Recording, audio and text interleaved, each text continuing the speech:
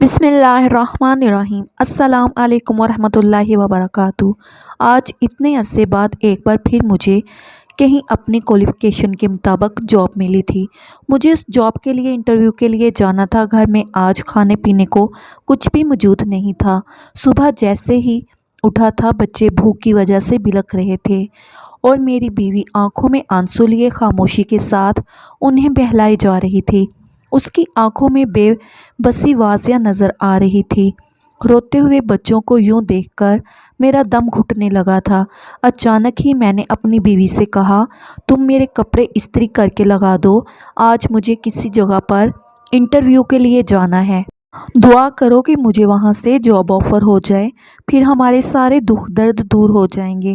میری بیوی خاموشی سے خالی خالی نگاہوں سے مجھے تکتی رہی۔ اس مہینے میں کتنی بار ہی انٹرویو دے چکا تھا لیکن کہیں سے بھی مثبت جواب نہ آیا تھا۔ میری اتنی ساری ڈگریاں اور اتنے سارے ڈپلومہ ہیں جن میں نے ہمیشہ A+ نمبر حاصل کیے تھے۔ اپنی کلاس میں سبھی لڑکوں میں ٹاپ کلاس ہوا کرتا تھا، لیکن اب انہی ڈگریوں کو لے کر میں در بدر کے دھکے کھا رہا تھا۔ ہر جگہ رشوت چل رہی تھی، ہر کوئی بس اپنے الو سیدھے کرنے میں تھا۔ مجھ جیسے ٹیلنٹڈ نوجوان کی یہاں پر کوئی اہمیت نہیں تھی، کیونکہ یہاں پر تو ہر جگہ پیسے کی ہی اہمیت تھی۔ لیکن پھر بھی میں اپنی قسمت آزمانے گیا تھا۔ آخرکار میں نے اس انٹرویو کے لیے خود کو تیار کیا اور بھوک سے بلکتے بچوں کو دیکھ کر مجبوراً مجھے اس انٹرویو کے لیے آنا ہی پڑا۔ میں تیار ہو کر جیسے ہی گھر سے باہر نکلا، مجھے ایک رکشہ ملا۔ بس میرے پاس اتنے سے ہی پیسے تھے کہ میں اپنا کرایہ دے کر جا سکتا تھا۔ میں اس رکشے میں بیٹھا اور اس آفس تک آ پہنچا تھا، لیکن میں یہ بھول چکا تھا کہ میرا حلیہ، میرے جوتے، میرے کپڑے، سب کچھ میں نہیں رکھتا ہوگا۔ میں جوں ہی آفس میں داخل ہوا، سامنے ایک قطار مجھے دکھائی دی۔ یہ قطار یہاں پر انٹرویو کے لیے آنے والے لوگوں کی۔ ہر کسی کے پاس اچھے کپڑے، اچھے جوتے تھے، لیکن میرے پھٹے پرانے کپڑے اور 1 سال پہلے لیے گئے جوتے تھے جو کہیں کہیں سے پھٹے ہوئے تھے، لیکن میں نے انہیں پھر بھی استعمال کیا ہوا تھا۔ ان سب لوگوں کو دیکھ کر مجھے یوں محسوس ہوا جیسے یہاں پر بھی ویسا ہی ہوگا جس طرح آج تک ہوتا چلا آیا ہے۔ یہاں پر بھی رشوت چلے گی، اتنے امیر کبیر لوگ ہوں گے اور وہ امیر کبیر لوگ رشوت لے کر کسی نہ کسی کو یہاں پر رکھ لیں گے۔ میں مایوس ہو کر واپس لوٹنے ہی لگا تھا کہ پیچھے سے میرا نام پکارا گیا۔ باس کے دروازے پر کھڑا شخص میری طرف دیکھ رہا تھا۔ اس نے باری باری سب لوگوں کی طرف دیکھ کر میرا نام پکارا، کسی نے بھی اس کی طرف توجہ نہ دی۔ آخرکار میں آہستہ آہستہ چلتا ہوا اس کی طرف آیا۔ وہ میرے پھٹے پرانے کپڑے اور پھٹے پرانے جوتوں کی طرف دیکھ کر ایک تائرانہ نگاہ ڈالتے ہوئے سائڈ پر ہو گیا اور میرے سامنے دروازہ کھول دیا۔ میں دروازہ کھول کر آفس میں داخل ہو گیا۔ سامنے بیٹھا شاہ حسن اپنی باروب شخصیت کے ساتھ اپنی کرسی پر براجمان تھا۔ میں نے اندر جانے کی اجازت مانگی۔ اس نے صرف ہاں یا سر ہلانے پر اکتفا کیا اور مجھے کرسی کی طرف اشارہ کر دیا۔ ابھی تک اس کی نگاہیں کمپیوٹر پر جمی تھی۔ میں خاموشی سے جا کر اس کے سامنے والی کرسی پر بیٹھ گیا۔ میں اس کے کچھ سوالات پوچھنے کا منتظر تھا۔ جانے وہ کیا مجھ سے سوالات پوچھے گا، کب مجھ سے انٹرویو لے گا اور کب میں یہاں سے جا سکوں گا۔ اس کے سامنے بڑی کرسی بھی اس سے کافی دور تھی، یہی وجہ تھی کہ وہ مجھے سر سے لے کر پیر تک دیکھ سکتا تھا۔ اس نے مجھے ایک نظر دیکھا اور پھر اس کی نظر جا کر میرے جوتوں پر ٹک گئی۔ ایک دم سے مجھے شرمندگی محسوس ہوئی۔ وہ کہہ رہا تھا، میرے وہ جوتے جو 1 سال پرانے ہو چکے تھے، ایک سائڈ سے پھٹ چکے تھے، انہیں میں نے دھاگے اور سوئی کی مدد سے ایک بار پھر سے مرمت کر لیا تھا، لیکن ان کی وہ مرمت واضح دکھائی دے رہی تھی۔ کافی دیر وہ خاموشی سے مجھے یوں ہی دیکھتا رہا، پھر اس نے مجھ سے 1-2 سوال کیے۔ میں نے حق لاتے ہوئے تمام سوالات اس کے گوش گزار کیے۔ اور پھر اپنی سی وی اس کے سامنے رکھ دی۔ وہ میری فائل کھول کر دیکھنے لگا۔ مجھے یقین تھا کہ مجھے یہاں بھی نوکری نہیں ملے گی، کیونکہ یہاں پر بہت ہی امیر کبیر لوگ انٹرویو دینے کے لیے آئے ہوئے تھے اور یہاں بھی یقیناً رشوت ہی چلتی ہوگی۔ میرے دماغ میں بس یہی چل رہا تھا کہ تبھی اس نے اپنے سیکرٹری کو آواز دی۔ اس کا سیکرٹری، جو دروازے پر کھڑا انٹرویو پر آنے والے لوگوں کو کمرے میں بلا رہا تھا، وہ جلدی سے بھاگتا ہوا نظر آیا۔ کہنے لگا، جی صاحب جی۔ تو باس نے اسے کہا کہ اس لڑکے کا اپوائنٹمنٹ لیٹر تیار کرو، یہ لڑکا کل سے جوائننگ دے رہا ہے۔ یہ بات سن کر تو مجھے حیرت ہوئی تھی۔ میں آنکھیں پھاڑے سامنے کرسی پر براجمان باس کو دیکھنے لگا۔ اس نے بنا مجھ سے تفتیش کیے، مجھ سے میرے تمام لوگوں کا پوچھے، مجھے ایسے ہی نوکری دے دی۔ ہاں، یہ بات ٹھیک تھی کہ یہاں آنے سے پہلے میں جہاں بھی گیا تھا میری تمام ڈاکومنٹس میرے پاس تھی۔ ہر کسی نے میری کامیابی دیکھی تھی۔ میرے تمام نمبرات جو میں نے اتنی ساری زندگی میں ہمیشہ پہلی پوزیشن پر لیے تھے، وہ تمام مواد رشوت کی دھول تلے دب چکے تھے۔ اب ہر کوئی بس رشوت لیتا اور امیر لوگوں کو نوکریاں مل جاتی۔ مجھ جیسے غریب انسان ویسے ہی حالات کی چکی میں پستے رہتے۔ آج بھی بس مجھے یہی محسوس ہو رہا تھا، لیکن جو ہی اس کے منہ سے میں نے یہ سنا کہ اس نے میرا اپوائنٹ لیٹر تیار کروا لیا تھا اور کل سے ہی وہ مجھے جاب دے رہا تھا، میں حیرت زدہ رہ گیا، لیکن مجھ میں پوچھنے کی ہمت نہ رہی تھی۔ اس نے مجھے میرے تمام ڈاکومنٹس واپس کر دیے اور مجھ سے کہنے لگے، تم ایسا کرنا کہ کل صبح سے ہی جوائننگ دے دینا، تم اس جاب کے لیے سلیکٹ ہو چکی ہو۔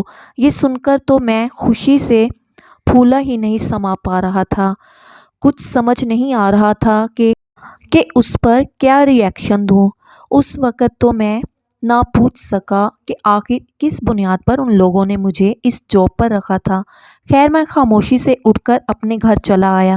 گھر آ کر میں نے اپنی بیوی کو خوشخبری سنائی تو وہ تو ایک دم اچھل پڑی تھی۔ میرے بچے بھی خوشی سے جھوم اٹھے تھے اور اب میرے دل میں بھی ایک احساس نے جنم لیا تھا۔ میرے گھر سے غربت کے دن ختم ہونے والے تھے، لیکن میرے دماغ میں بس یہی چل رہا تھا کہ آخر میرے انہوں نے پرانے کپڑے اور پھٹے پرانے جوتوں کو دیکھ کر اس شخص نے مجھے کیسے جاب پر رکھ لیا تھا۔ یہی سوال تھا جو مجھے کھائے جا رہا تھا۔ دوسرے روز جیسے ہی صبح ہوئی، میں صبح سویرے آفس جا پہنچا۔ آفس میں مجھے مینیجر نے تمام کام سکھا دیا تھا۔ میں ویسے بھی کمپیوٹر میں بہت ماہر تھا، یہی وجہ تھی کہ کام سمجھنے میں مجھے زیادہ دشواری نہیں آئی تھی اور میں خوشی خوشی اپنا کام کرنے لگا۔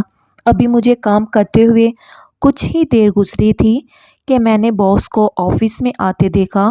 ان کے استقبال کے لیے جس طرح سب کھڑے ہوئے، اسی طرح میں بھی جلدی سے گرم جوشی سے کھڑا ہو گیا۔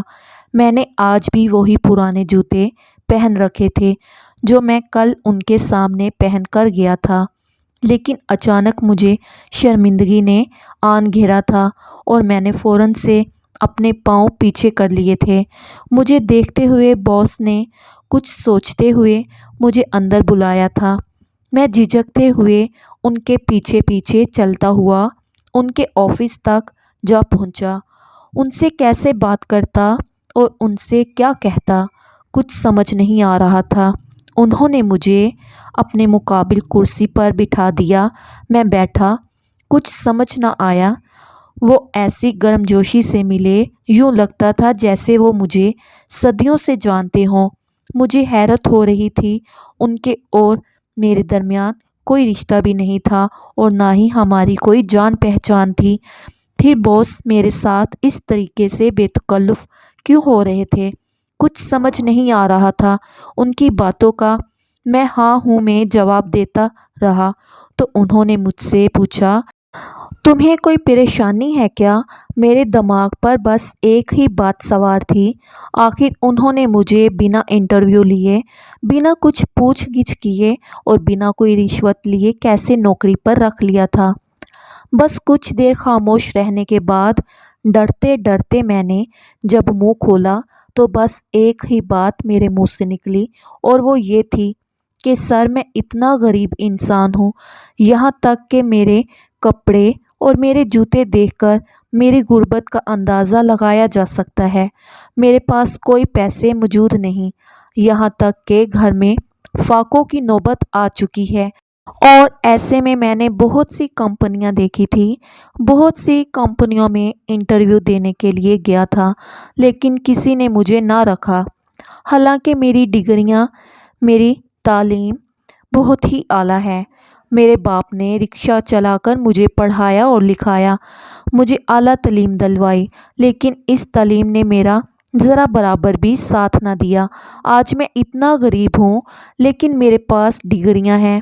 ہر کسی نے میری ڈگری کو ریجیکٹ کیا، اور ہر کسی نے رشوت کے نام پر امیر لوگوں کو ہی نوکریوں سے نوازا، لیکن آپ وہ پہلے شخص ہیں جنہوں نے بنا مجھ سے کوئی انٹرویو لیے، بنا مجھ سے کوئی بات کی ہے، بنا میرے کپڑوں اور جوتوں کو جج کیے مجھے نوکری پر رکھ لیا۔ آخر ایسی کیا بات ہے؟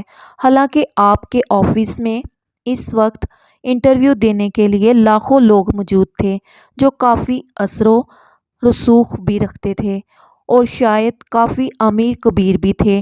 آپ لوگوں نے کیسے مجھے اس نوکری پر رکھ لیا؟ مجھے کچھ سمجھ نہیں آ رہا تھا۔ مجھے ساتھ ساتھ یہ بھی ڈر لگ رہا تھا کہ کہیں باس کو برا نہ لگ جائے۔ میری اس بات پر وہ مسکرانے لگے۔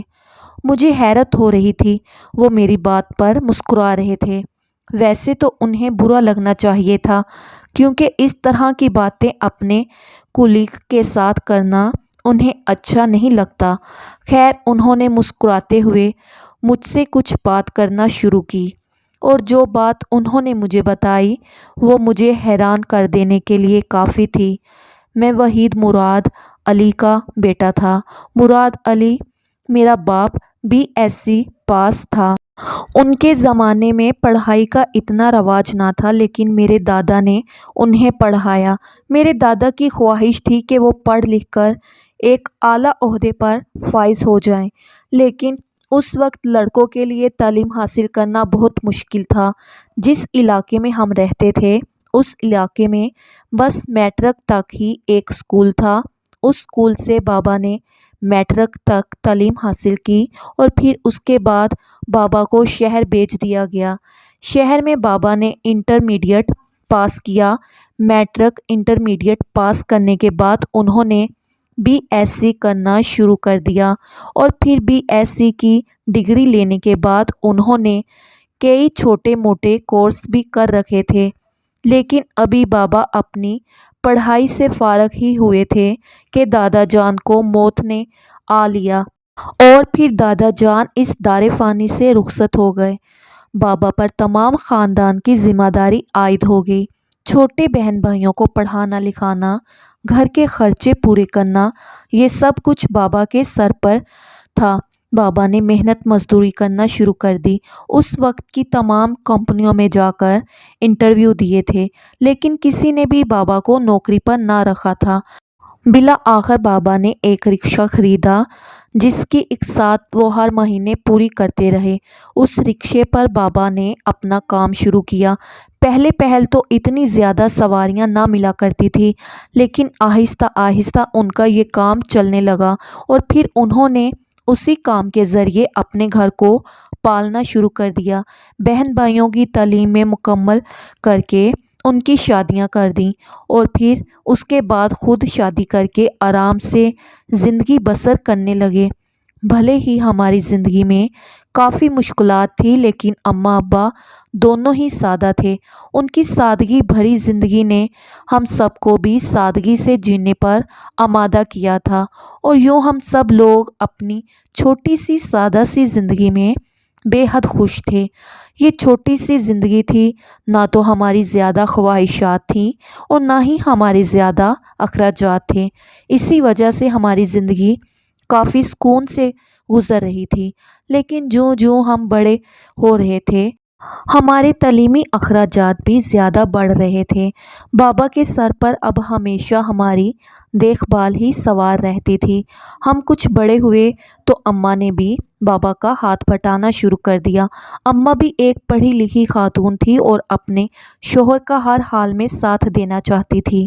انہوں نے گھر میں ہی بچوں کو ٹیوشن پڑھانا شروع کر دیا، ساتھ ہی ساتھ وہ مشین اور کشیدہ کاری کرنا بھی جانتی تھی۔ چنانچہ انہوں نے بابا کا ہاتھ بٹانا شروع کر دیا، گھر میں کپڑے سلائی کرتی، بچوں کو ٹیوشن پڑھاتی اور بابا اپنا باہر رکشہ چلاتے تھے، اور یوں گھر کے اخراجات چلنے لگے تھے۔ لیکن بہنوں کی شادی کرنی تھی اور کافی ساری مزید ذمہ داریاں تھیں جو ماں باپ بابا کے سر پر موجود تھی۔ دونوں بہنوں کی شادیاں وہ بڑے اچھے طریقے سے کرنا چاہتے تھے۔ میں اکثر بابا سے کہا کرتا تھا کہ آپ کی اتنی ڈگریاں ہیں، آپ کے پاس اتنی تعلیم ہے، لیکن آپ کہیں پر جا کر جاب کیوں نہیں کرتے؟ آپ کو تو بڑی آسانی سے جاب مل جائے گی۔ میری بات پر بابا مسکرا دیتے اور کہتے، بیٹا، جب سر پہ آتی ہے تب انسان کو پتہ چلتا ہے، اور تم کہتے ہو نا کہ مجھے نوکری بڑی آسانی سے مل جائے گی۔ بیٹا، کبھی جا کر انہی کمپنیوں کی دھول کھاؤ، تمہیں پتہ چلے گا۔ جب یہ ڈگریاں ہاتھ میں ہوتی ہیں تب انسان کو پتہ چلتا ہے کہ یہ ڈگریاں کس کام کی ہیں۔ اس لیے میں کہتا ہوں کہ نوکری سے زیادہ بہتر اپنا کاروبار ہے۔ بھلے ہی میری کبھی مزدوری نہ لگے، کبھی میرا رکشہ نہ چلے اور مجھے کوئی سواری نہ ملے، مجھے اس میں کوئی آر نہیں محسوس ہوتی، لیکن جب میں کہیں اپنے ڈاکومنٹس لے کر جاتا ہوں اور سڑکوں پر دھکے کھاتا پھرتا ہوں تب مجھے اپنا ہاتھ بہت چھوٹا محسوس ہوتا ہے۔ تب یہ ڈگریاں میرے کسی کام کی نہیں لگتی۔ کمپنیوں میں لوگوں کی دھتکار ہمیشہ ایک گالی کی طرح لگتی ہے۔ بابا کی یہ باتیں مجھے سمجھ میں نہ آتی اور میں خاموش ہو جاتا۔ بابا بھی مجھے اکثر یہی کہتے تھے کہ جب تمہیں ان باتوں کی سمجھ آئے گی تب تمہیں میری باتیں ٹھیک لگیں گی، جب تم میری جگہ پر آؤ گے۔ لیکن نہ جانے کیوں مجھے بابا ہمیشہ غلط ہی لگتے تھے۔ مجھے یوں لگتا تھا جیسے وہ ہمارے لیے کچھ بھی نہیں کر رہے۔ اگر وہ کسی اچھی کمپنی میں جاب کر لیتے تو ہماری زندگی اچھی ہو جاتی۔ اتنی ڈگری لے کر وہ معمولی سا رکشہ کیوں چلاتے ہیں؟ ہمارے گھر کے حالات کتنے خراب ہو رہے ہیں۔ یوں ایک روز چلتے چلتے نہ جانے بابا کہاں سے آئے کہ اتنی جلدی میں تھے، وہ جلدی سے آئے اور گھر میں امی سے کہنے لگے کہ جو بھی تمہارے پاس جمع پونجی ہے وہ مجھے لا دو۔ میں حیران تھا، یہ بابا کیا کہہ رہے تھے؟ میں امی سے یہ پوچھنے لگا کہ آخر ہوا کیا ہے، سب ٹھیک تو ہے؟ بابا کہنے لگے، ارے کچھ ٹھیک نہیں ہے، بہت ایمرجنسی ہے، مجھے پیسے کی ضرورت ہے، اگر تمہارے پاس بھی کچھ پڑے ہیں تو مجھے دے دو۔ امی اپنی تمام جمع پونجی اٹھا لائیں۔ بہنوں کی تو شادی ہو چکی تھی، لیکن اب میں ہی باقی بچا تھا۔ میری تعلیم پر یہ تمام پیسے لگائے جا رہے تھے، ابھی میری فیس بھی ادا کرنی تھی، لیکن بابا جی پیسے کہاں لے جا رہے تھے؟ میں بابا کو روکنے لگا، لیکن بابا میری بات پر نہ رکے اور جلدی سے وہ پیسے لیے چلے گئے۔ پھر 2-3 دن تک بابا گھر واپس نہ آئے۔ امی سلائی کڑھائی کا کام کرتی رہی اور انہی پیسوں سے گھر کا گزارا چلتا رہا۔ بابا کا نمبر بھی بند جا رہا تھا۔ کچھ دنوں بعد جب بابا واپس آئے تو ان کے پاس رکشہ بھی موجود نہیں تھا۔ مجھے حیرت ہو رہی تھی، میں بابا پر برس ہی تو پڑا تھا، انہیں میں نے بہت غصہ کیا تھا، یہاں تک کہ امی بھی ان سے خفا ہوئی تھی اور کہنے لگی تھی کہ آخر ایسی کیا نوبت آ پڑی تھی کہ آپ کو رکشہ ہی بیچنا پڑ گیا۔ بابا خاموش تھے، وہ کچھ نہیں بتا رہے تھے۔ میں ناراض ہو کر گھر سے چلا گیا، امی بھی ان سے ناراض ہو کر بیٹھ گئیں۔ بابا بھی تو کوئی بات نہیں بتا رہے تھے۔ مجھے یوں لگا تھا جیسے بابا میرے لیے کچھ کرنا ہی نہیں چاہتے تھے۔ میں ان سے سخت بے دل ہو گیا تھا۔ آخر کار باہر محنت مزدوری کر کے کچھ پیسے کمائے اور کچھ امی نے سلائی کڑھائی کر کے پیسے مجھے دیے اور میں نے اپنی یونیورسٹی کی آخری سیمسٹر کی فیس جمع کی، لیکن اب یہ ہو چکا تھا کہ بابا بالکل روپوش ہو چکے تھے۔ بابا کا کچھ اتا پتہ نہیں چل رہا تھا، لیکن ایک روز کا حرام برپا ہونا تھا۔ بابا کہیں سے آتے ہوئے ایک ایکسیڈنٹ میں جان کی بازی ہار چکے تھے۔ مجھے یوں لگا جیسے کسی نے مجھ سے میرا تن من دھن لوٹ لیا ہو۔ میرے گھر میں ہر ایک کوہرام سا مچ گیا تھا۔ امی تو بابا کے جانے کا صدمہ بالکل برداشت نہیں کر پائی تھی۔ بابا کی تکفین اور تدفین کے بعد امی بہت لاغر اور بیمار رہنے لگیں۔ ان کی تو زندگی کی کل کائنات ہی بابا تھے۔ انہوں نے زندگی کا ہر دکھ سکھ بابا کے ساتھ دیکھا تھا۔ ان دونوں کی جوڑی بلا شبہ بہترین جوڑی تھی۔ کچھ عرصے بعد ہی امی بھی اس دنیا سے رخصت ہو گئیں۔ اب میں اکیلا رہ گیا تھا، لیکن یہ بات تھی کہ امی جانے سے پہلے میرا نکاح میری خالہ کی بیٹی سے کر گئی تھی۔ جب امی کی وفات ہوئی تو خالہ نے فوراً ہی رخصتی کر دی اور ان کا کہنا تھا کہ تمہارے گھر میں ایک خاتون کا ہونا ضروری ہے۔ تمہاری ماں چلی گئی ہے تو اب تمہاری بیوی آ جائے گی۔ میں بھی خاموش ہو گیا اور خاموشی سے رخصتی کر لی۔ میری بیوی بھی بہت اچھی تھی، ہر دکھ سکھ میں میرا ساتھ دینا جانتی تھی۔ یوں لگ رہا تھا جیسے وہ امی کا ہی ایک سایہ ہو۔ خیر یوں ہی دن گزرتے گئے۔ دیکھتے ہی دیکھتے میرے 2 بچے ہو گئے تھے، لیکن ابھی تک مجھے کوئی جاب نہیں ملی تھی۔ میں اپنی تمام تعلیم مکمل کر چکا تھا۔ کبھی کبھی کہیں کچھ نہ کچھ چھوٹی موٹی جاب مل جاتی تھی، جیسے 1 مہینے کے لیے اور 2 مہینوں کے لیے۔ اس سے زیادہ مجھے کہیں پر بھی کوئی جاب نہ ملی۔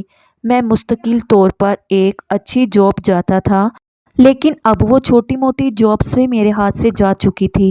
اب تو گھر میں فاقوں کی نوبت آ چکی تھی۔ میری کچھ سمجھ میں نہیں آ رہا تھا کہ میں کیا کروں۔ سب کچھ میرے ہاتھ سے جا رہا تھا۔ بچے بھوک سے روتے تھے، بیوی بے بس ہو جاتی تھی۔ امی کی طرح کبھی کبھی وہ بھی کپڑے سلائی کر لیا کرتی تھی، لیکن اس کی آنکھوں کی مسئلہ تھا۔ یہی وجہ تھی کہ میں نے اسے سلائی کا کام کرنے سے منع کر رکھا تھا۔ اب سب کچھ میرے ہاتھ سے جا رہا تھا۔ کمپنیوں میں انٹرویو دے دے کر میں بھی تھک چکا تھا۔ ہر جگہ پر رشوت ہی چل رہی تھی۔ آج مجھے بابا کی یہ بات یاد آتی تھی کہ وہ کہتے تھے کہ یہ ڈگریاں جب انسان حاصل کر لیتا ہے تو ان کی کوئی ویلیو نہیں رہ جاتی۔ ہم جب یہ ڈگریاں لے کر کمپنیوں میں جاتے ہیں تو وہاں ہماری جو حوصلہ افزائی ہوتی ہے وہ اس کام سے لاکھ درجے بری لگتی ہے۔ بس میں تو یہ کہتا ہوں کہ انسان بھوکا رہ لے لیکن اپنا خود کا کاروبار کرے۔ لیکن جب مجھے بابا کا رکشہ یاد آتا، مجھے بابا پر غصہ آنے لگتا۔ میں کہتا تھا کہ جاتے جاتے بابا صرف ایک کام تو کر ہی جاتے، اور وہ یہ کام کہ وہ میرے لیے رکشہ ہی چھوڑ جاتے۔ انہوں نے تو اپنی پوری زندگی کے لیے میرے لیے کچھ کیا ہی نہیں۔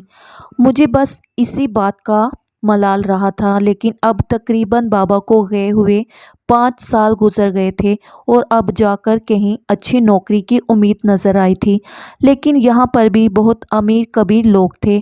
مجھے یوں لگتا تھا جیسے سفارش کے ذریعے یہ نوکری بھی میرے ہاتھ سے چلی جائے گی، لیکن ایسا نہیں ہوا تھا۔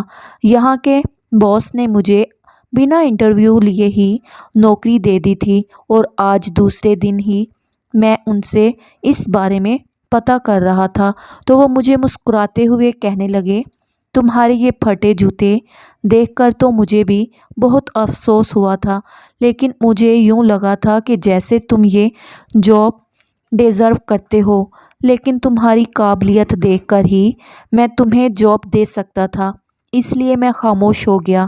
لیکن تمہاری جب ڈاکومنٹس دیکھے تو ڈاکومنٹس پر تمہاری تعلیم دیکھنے کی بجائے میں نے صرف ایک شخص کا نام اور فوٹو کاپی دیکھی۔ وہ شخص میرا محسن تھا۔ تم جانتے ہو میں ایک بہت ہی سنگین حالات میں پھنس چکا تھا۔ آج سے 6 سال پہلے جب میری کوئی مدد کرنے کے لیے تیار نہیں تھا اور میں زندگی اور موت کی جنگ لڑ رہا تھا، تب اس شخص نے مجھے سہارا دیا، اپنے رکشے پر مجھے بٹھایا اور ہسپتال لے آیا۔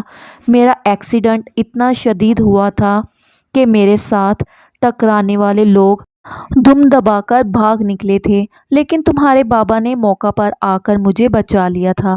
میں ہسپتال میں کافی عرصہ کوما میں رہا اور میرے اخراجات سارے کے سارے اس شخص نے اٹھائے، یہاں تک کہ اس نے اپنا ایک رکشہ بھی بیچ دیا تھا۔ جب میں ہوش میں آیا تو میری بیوی نے وہ سب بتایا۔